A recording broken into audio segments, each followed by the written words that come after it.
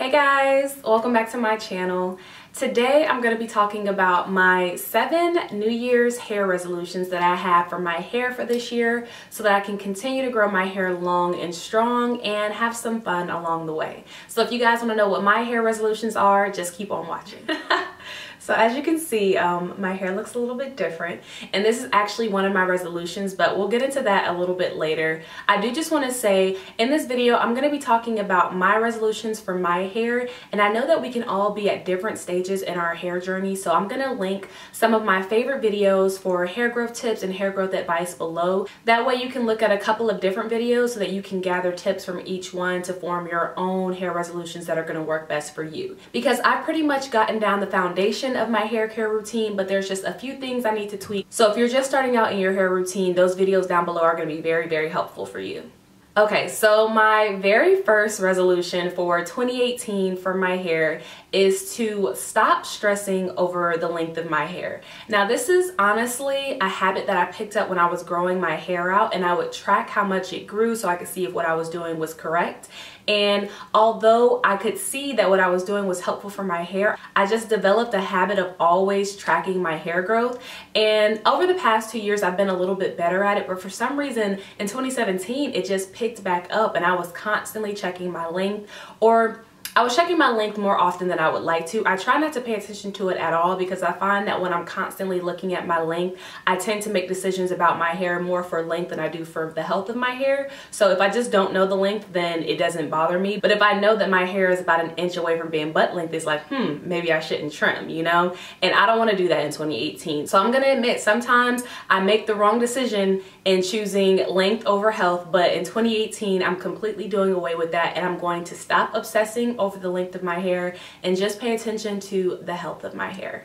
And also, I find that when I don't pay attention to the length of my hair grows faster and healthier, and it's probably because I'm basing my decisions off the health of my hair and not the length. So I think that's going to be super helpful for me in 2018, and I hope by this time next year in 2019, my hair is just blowing my mind with how healthy it is. Now, my next resolution for 2018 is to be more diligent about my wash schedule. So wash day has always been a challenge for me because it takes me so long to do my hair that I tend to put it off and put it off and put it off until like my hair is super duper tangled to the point that it's dreading, or I could have had like 2 wash days in the time that I've been procrastinating. So I really want to stop doing that this year because I noticed the longer that I wait to do my hair, the longer it takes, of course, because my hair is more tangled, and then it just makes me not want to do my hair again the next time because I remember how many hours it took the initial time. So it's just all like a cyclical thing that I want to get rid of in 2018.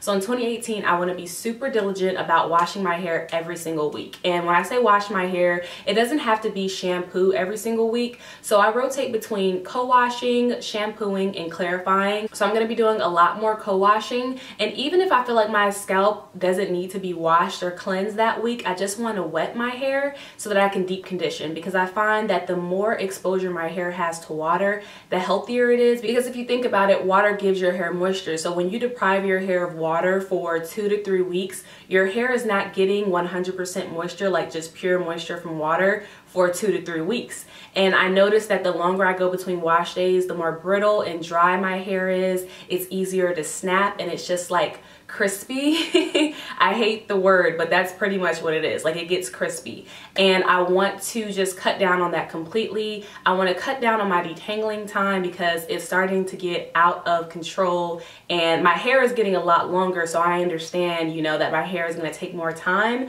the longer it gets. But when I just let my hair get to a point where it's ultimately tangled, it just makes wash day more of a headache than necessary. So I really want to be diligent about washing every single week. Every single week, y'all. Now, my next resolution is something that I've never done with my hair before, and I'm kind of excited to see if it makes any difference, and that is that I'm going to be doing more for my problem area. So right now, my problem area, like a lot of people, is my crown. My crown is a completely different texture of hair from everything that I have on my head, and I know a lot of people experience this because your crown is exposed to the elements. It can be the driest part of your hair because it's exposed to the elements. So yeah, my crown crown is it's a little crazy up there. And I've always just thought that eventually it would kind of get itself together and get on track with the rest of my hair. And the only thing that I've done special for my crown up to this point is that I apply more product to it when I'm deep conditioning. I have a special deep conditioner that my crown really likes that I use, and that's the Briogeo Don't Despair Repair Deep Conditioner.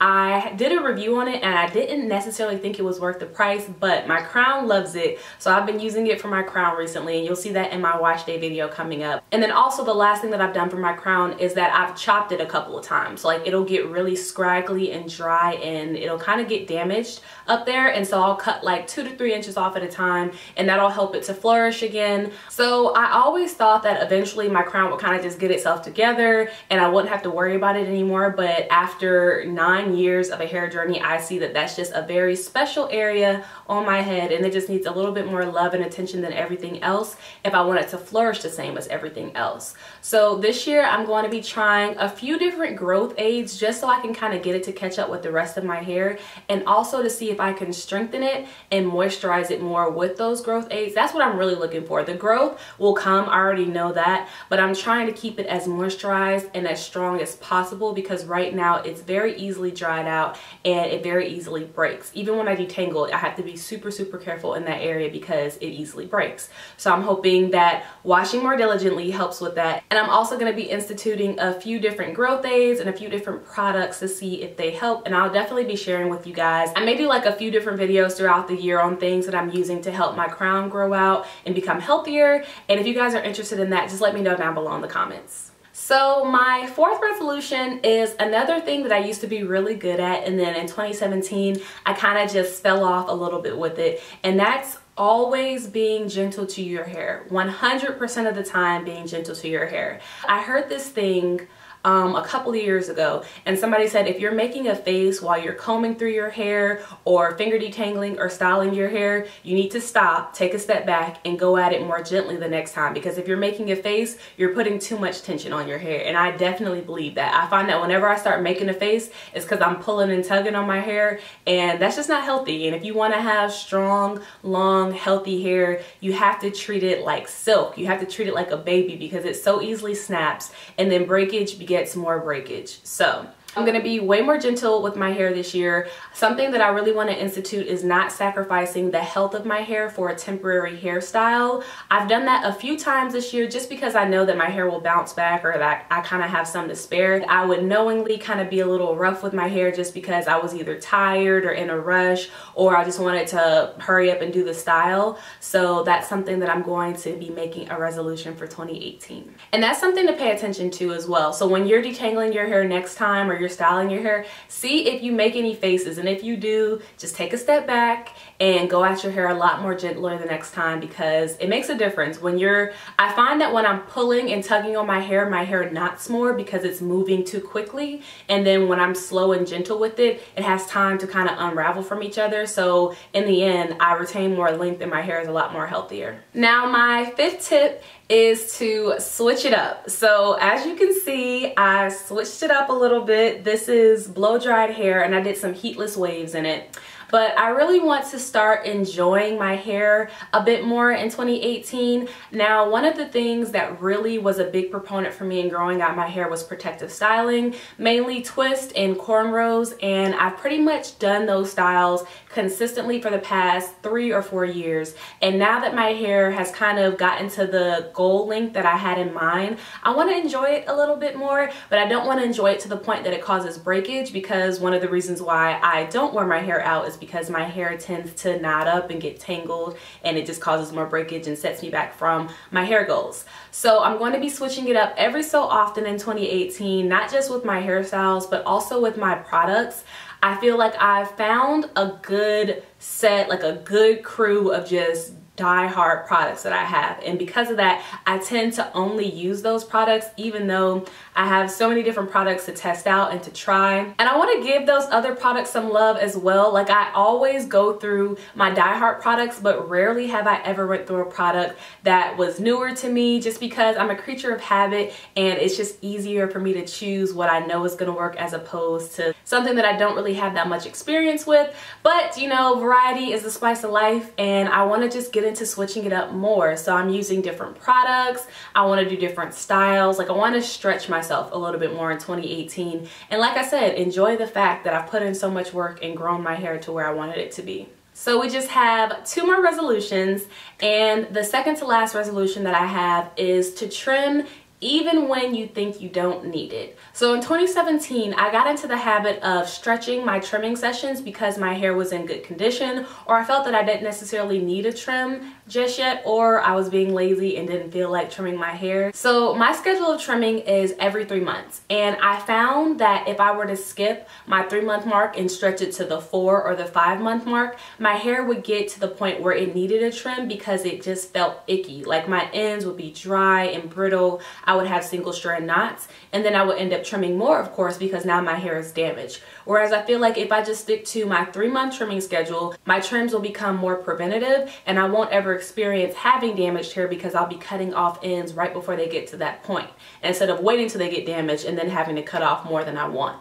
So I feel like that's going to be really helpful in me maintaining the health of my hair and retaining the length of my hair. And it was definitely a big lesson that I learned in 2017. Even if you feel like you don't need a trim, just get the trim, get like 1/2 inch, get 1/4 inch trimmed off, just so you can have fresh ends and a new start for your hair. And then my very last resolution for 2018, and this is just personal to me, you guys do not have to do this, but I will not be straightening my hair in 2018 at all. Usually when it comes to straightening my hair, I do it every so often. It's never a constant thing.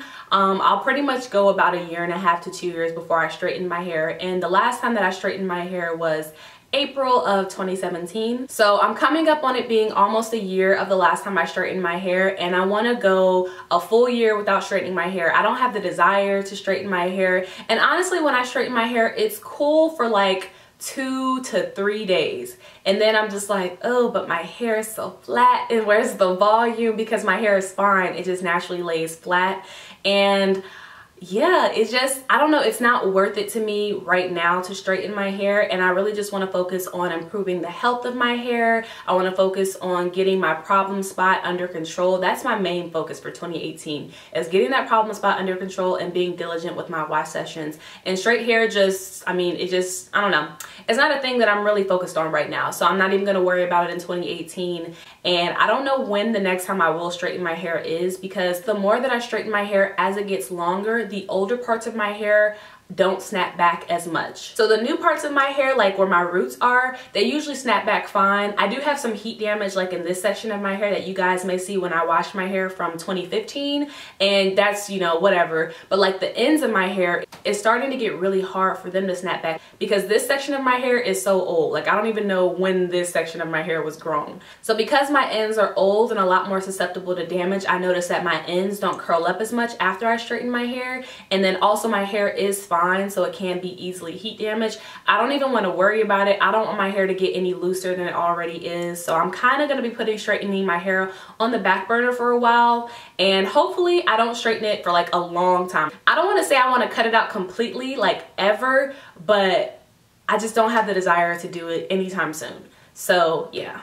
So those were all of my hair resolutions for 2018. I'm super excited to see if I can kind of stand up to what I'm telling you guys now. So this video is going to keep me accountable. And even if I falter on 1 or 2 things, I'm going to make sure that I get back on it, get back on a bull, and ride it out for the rest of the year, because I really want to get better at certain things in my regimen that I kind of haven't been focused on before. And I feel like it's important in anything that you do to make a goal, because if you're not making a goal, you don't really know like what you need to be doing. So before, I've never made a goal for my problem area, and my problem area has pretty much stayed about the same length, give or take 1 to 3 inches for the past 2 or 3 years. So now I really want to make it an intention that I'm trying to keep that part of my hair healthier, and I'm excited to see if it actually works out. So if you guys have any hair resolutions for 2018, leave them down below. I'm very curious to know what you guys want to work on in your regimens this year.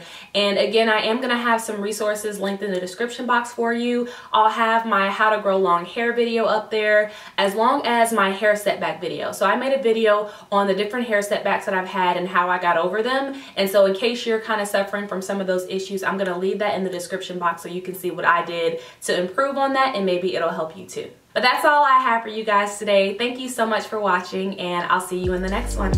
Bye.